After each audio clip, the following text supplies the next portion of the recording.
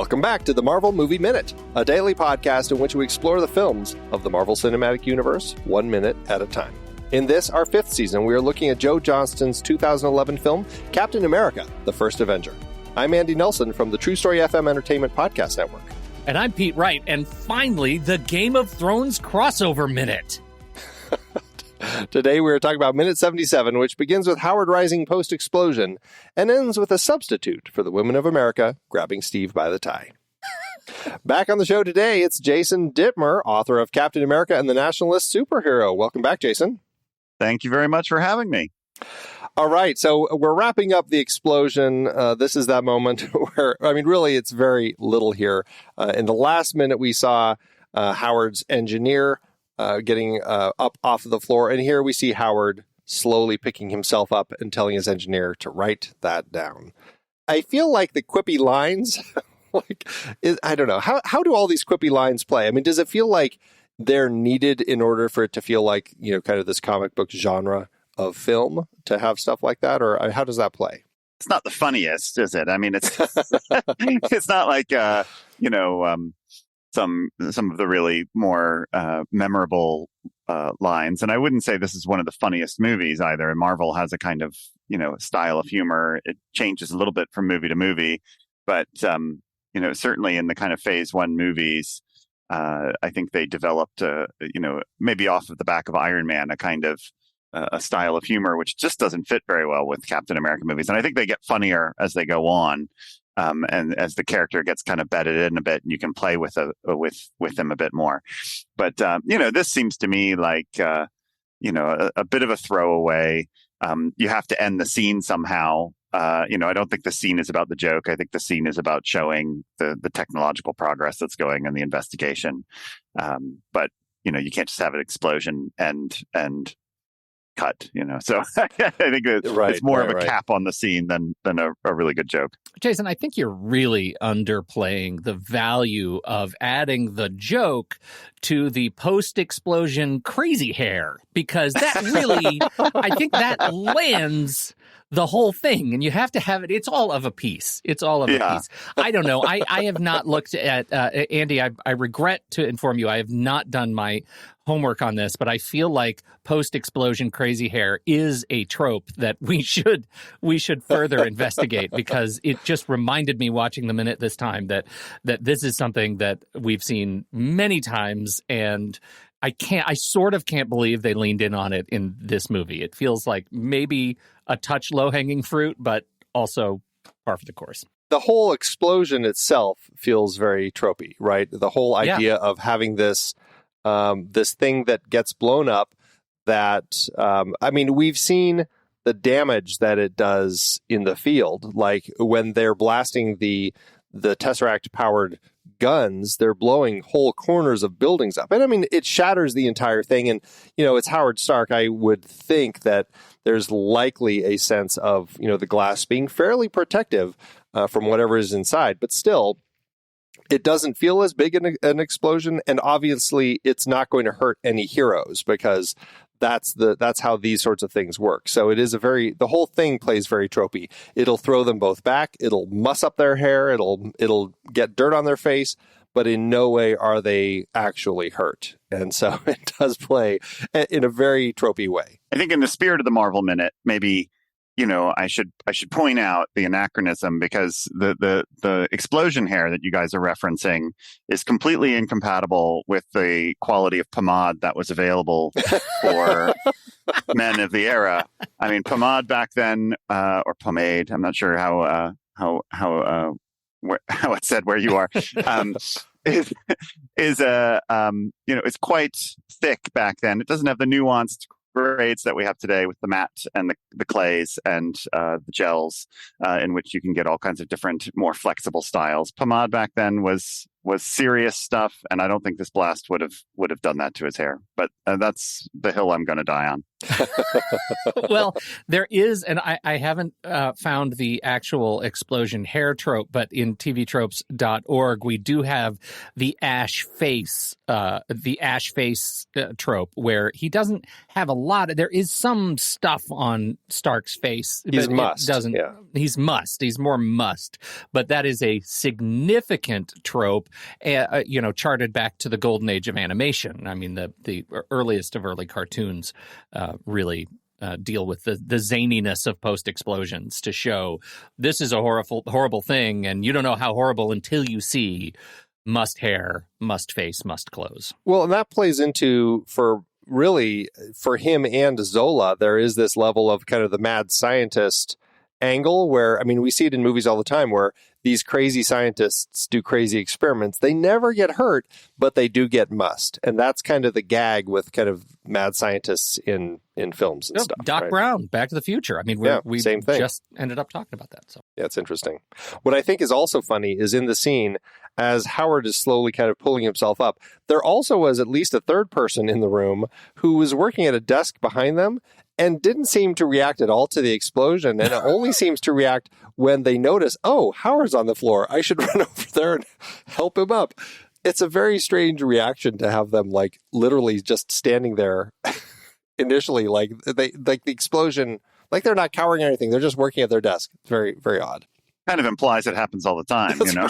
Well, to that end, yeah. Exactly. And that, I think, would have been funnier, and maybe leaning into more of the British wit to have them not come help Howard at all. Just keep working, right? That's funny. Mm-hmm. That's funny.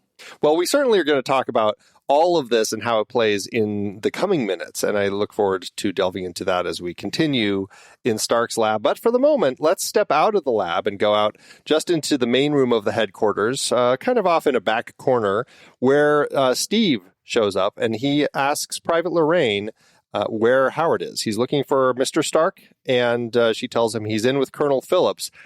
That alone right there says this is later, because Colonel Phillips clearly wasn't in the room. Interestingly, in the script, it was immediately or shortly after, because her line in the script was, I think he's out looking for a broom. So I guess they changed it just to imply this isn't immediately afterward. But this is our scene with Private Lorraine. As you brought up, Pete, it is a little Game of Thrones crossover. What do we think of this scene and how it plays? I love Natalie Dormer a lot. I think she's amazing.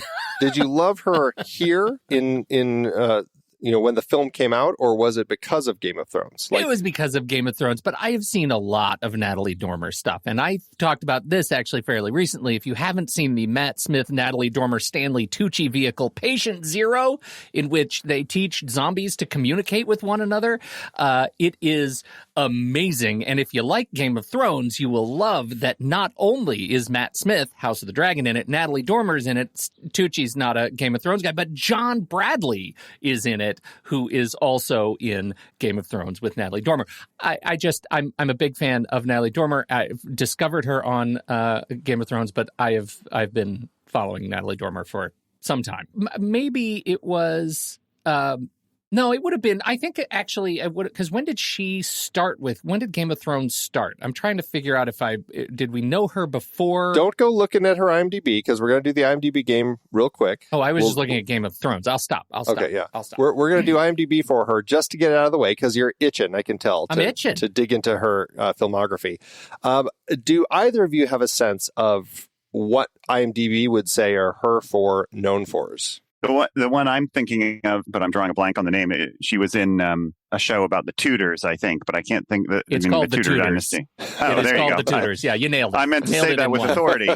She was in the Tudors, and I believe playing Anne Boleyn, as I recall. That's exactly right. She was Anne Boleyn. She's great. She's just great.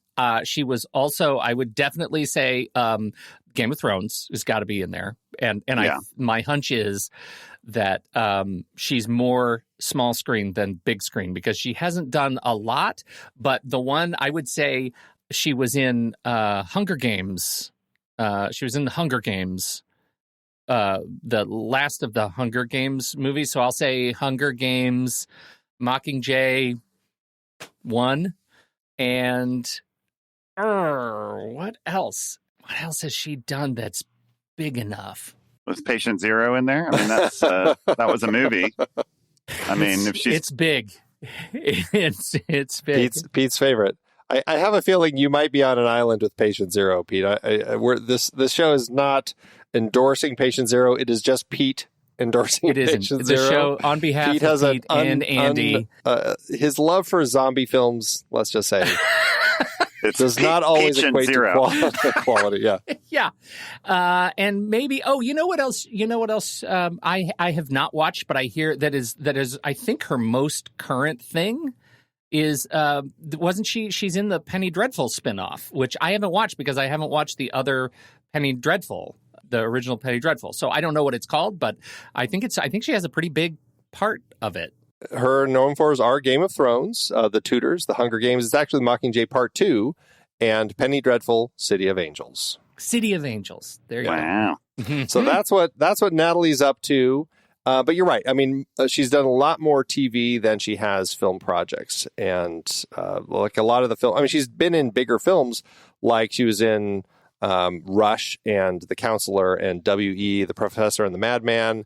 And so she certainly is in films, but it seems like the TV work is where she is getting more recognized. The Professor and the Madman was quite good, and it's one of those that I do. I don't know that it's a guilty pleasure because it's a solid movie, but I don't like that I like it because it's just it comes with some baggage, some performative baggage, but it's quite good. So, all right. So the scene as Private Lorraine, she is completely ignoring him. Now, we had seen her once before. Clearly seemed to be like a private who was basically set up to be Colonel Phillips' assistant. She had been following him around in a previous scene down here in the headquarters, and now she's, I don't know, it seems like they're having this conversation, and it seems like she's here waiting because she was here with Colonel Phillips, who now went in to meet with Mr. Stark, and now she's just waiting for Colonel Phillips to come out. That's kind of how it's set up, completely ignoring him until she looks up, and I don't know if it's that she recognizes that it's Steve Rogers or just a hunk of man. And I mean, she obviously does recognize him, but still, like, there's that draw to him immediately. And she basically says, hey, you're welcome to wait, and changes her tune. And this really becomes this moment between a woman who is attracted to Steve, who, is interested in perhaps something more, and Steve, who is, again, reverting to puny Steve brain here and completely flustered with the idea of how to actually talk to a woman or deal with somebody who is attractive. Does this scene play for the two of you? Do you feel like this makes sense in context of where we've seen Steve and just kind of a sense of an element of story with Steve that we needed for the film? I mean, I think maybe there is a connection to Patient Zero here in that if Natalie Dormer there was teaching zombies how to communicate, here she's teaching a kind of zombie sexual being how to be involved in a tryst. I mean, this is she's, I don't want to say she's forcing herself on him, but there isn't the kind of awkward flirtation that we've seen with Agent Carter. There's he's obviously kind of embarrassed and awkward, but he's not running away. And, under the kind of contrived dialogue of doing it for all the women of America, she kind of forces him across a threshold, Yeah.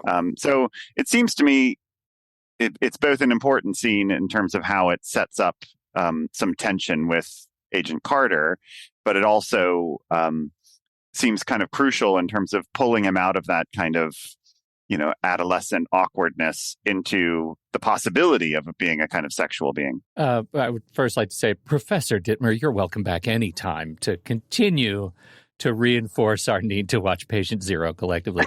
I never thought that this would be an episode that really is doing its job to plug the hell out of Patient Zero. Like, what? Of all the things I thought would come from this episode. I think it's actually it's interesting because it's super tropey, and my problem is that I adore Chris Evans and Natalie Dormer, and they are people that I am a genuine fan of, and this movie reduces them to such a basic portrayal of just sort of lust, and so her coming on to him, I'm not sure that I need it. I'm not sure that I need. I mean, to your point, like representing the women of America, it feels like it's painted in such broad strokes. This character is painted in such broad strokes that I'm actually not sure it plays. And in retrospect, now immediate retrospect after post-explosion crazy hair, it might be just way too much. Like I don't need the whole sequence, and I'm curious why it's still here. Like, what role does Natalie Dormer's character, right, Private Lorraine, play in the movie that requires her to be set up this way? Just to show that people are lusting after the new Captain America? Is that why the movie exists? Don't we have that everywhere else in the movie? Well, it seems to me the point is to set up the conflict with Agent Carter, right? Because, which we haven't talked about yet, but, she, with her walking in on them, and, every rom-com, involves the couple getting together and then getting apart and then, getting back together again. And in some ways, this movie follows that exact, with regards to Agent Carter and Captain America, it follows that same trope, right? They get together, they're interested, meet cute, yeah, and right. Maybe in World War II, and then, oh no, misunderstanding, people storm off, and then, the plot brings them back together again. So you need it to do that, even if it doesn't play well. I agree, it's an awkward thing, and the idea of like kissing him on behalf of all the wives of America is equally kind of weird. Like, like all the wives of America want to be making out with him. I'm like, that's adultery, but whatever. Yeah. well, they're not all married, as Steve said. I don't think they're all. That's true. That's true. And we'll talk more about kind of the kiss and everything tomorrow with Peggy. But yeah, I think there is this element here of that trope. I mean, this isn't, there are elements of this film that end up being very tropey. And the idea of a romantic couple needing a conflict between them just so it can further cement their actual affection for each other becomes so much of the actual trope. Like, it just isn't something that plays as well, apparently, if you just have them like each other and they just connect and that's it. You need to build some conflict into it. And this is that point of conflict. And to that end, it feels very kind of written and tropey, and it is what it is. It's just one of these things that just ends up being here, and I roll my eyes at it when it pops up. Yeah, I think that's the question too, Andy. Is there enough movie that we're actually here to watch that we need the meet cute couple like trio conflict?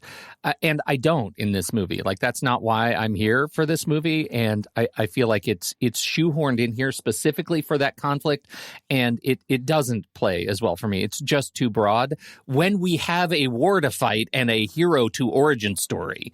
Let's get to it. And I already, my roller coaster about this relationship between Captain Carter and Captain America is now, I don't know how many, 77 episodes Legion. Like, they're fine. They're fine together. I don't need the conflict. I don't need as much as I like Natalie Dormer. At the risk of being contrarian, but for the purposes of of dragging out the conversation, I think if you think about at the risk of speaking beyond our remit here, but if you think about the entire Avengers cycle, right, with you could read the whole thing, the many movie arc of Captain America, right? His kind of central tragedy is that he hasn't gotten to have the kind of domestic life that he desires, right? He's always been doing his duty and so on. And so, in the movie, we have this arc of, love interest deferred because of this conflict. And then in the end, they can never actually be together because of the thing, the iceberg and so on. But in the whole arc, right? His kind of central tragedy is he doesn't get to have this stuff. And so in the end, he does get to go back and live that life, right? Which all happens off camera. But so you could think of this, I agree, slightly badly written awkward scene with Natalie Dormer as kind of a microcosm of his whole central character arc, right? Which is that it's about the thing that gets in the way of him having his life. In this case, it's this Agent Carter walking in on him, and for the middle chunk of the movie, he's at odds with her. And in the whole arc of the Avengers, right, it's his disappearing in the iceberg that keeps him from being with her, and then they are reunited in the end. So maybe just a small attempt to rescue an admittedly quite tepid scene. Well, and to that end, I mean, I think there is something perhaps interesting that how they're designing this, where there perpetually is a conflict, something between Steve and Peggy throughout really kind of their entire life until he's able to return. But I mean, you could almost say that the previous scene that we had with Bucky was kind of the same. Like maybe if Bucky wasn't there, but it was just Steve sitting in that room by himself while everyone else was drinking, like maybe the two of them would have ended up dancing, and that would have been that point where things shifted for them. But Bucky was there, and he was the one who was kind of like leading the conversation, and Steve didn't say anything, maybe because he was nervous, or he was viewing the relationship where Bucky's the guy who talks and I'm just the guy who sits here. And so he didn't. And so she left. And now we're going to get that reverse where, somebody else is here. And so Peggy is the one who leaves. And so, yeah, I mean, I guess perhaps that is what they're doing, is they're just finding way after way to kind of like keep interrupting the start of their relationship. Yeah, I mean, the defense rests. I feel like it. We could keep making that case all day. I just, and as much as I like Natalie Dormer, it's too broad for my taste, and so. Yeah. I mean, it's bad. I'm not saying it's a good scene, but in terms of its existence, I can see why it exists. Right. The only other note I had with this scene is she's reading the Stars and Stripes, which is the newspaper for the American military. It has been around since 1861, so it has been around for quite some time. They've had various editions published around the world, depending on which theaters in global conflict the military is operating in. But so it is something that is still publishing to this day. And of course, the cover that we have here says 400 prisoners liberated, miracle trek across enemy lines. And, it did leave me with a question. I'm like, I know we don't really know how many prisoners were in the Hydra factory. Obviously, he rescues around 400. All we really had known was that there were 200 from the 107th who were sent in and less than 50 returned. So I guess it just means that there were a bunch of other troops there as well. Unless we take this as a form of media exaggeration, which I don't think we're meant to be reading the scene that way. I mean, far be it from the U.S. Army's newspaper in wartime publishing stories that inflate that are in any way propagandized. Inflate wartime actions. Yeah, I would never suggest such a thing. Never. Oh, all right. Well, let's wrap this minute up. We're going to finish the moment between Steve and Private Lorraine tomorrow in minute 78. So Jason, remind everybody again about your book and where they can pick it up, follow you online, all that good stuff. I appreciate the opportunity. I'm the author of a book called Captain America and the Nationalist Superhero, available in no fine bookstores, but on Amazon.com. And if you're interested in tweets about British politics and cats and things like that, you can find me at RealJDittmer on Twitter. Fantastic. I gotta ask you a question. Why aren't you talking about popular culture, geopolitics, and identity, human geography in the 21st century issues and applications? Because that has actual Captain America on the cover with Donald Trump's head. And I have to tell you, I am provoked, sir. Oh, well, I'm curious. So that's a textbook I wrote, and it's in 2 editions. So the first edition had Obama as Superman in a kind of graffiti. It was a real piece of graffiti art that was done when Obama was elected. And then when Trump was elected and I saw someone had done the Captain America with his head on it, I thought, dag nabbit, now I got to write a whole nother book. So you feel free to buy 5 to 10 copies of that as well. But it is a textbook, so get ready. Yeah. It's I'd like to think it's a page turner, but that's because everyone's required to turn the pages. Required to turn the pages. All right. Well, we are wrapping up minute 77. We'll be back tomorrow to talk minute 78 and see what happens here in this scene between the two. So, Pete, Thank you as always. Please join my mini show, Patient Zero, Minute by Minute. Until next time, true believers.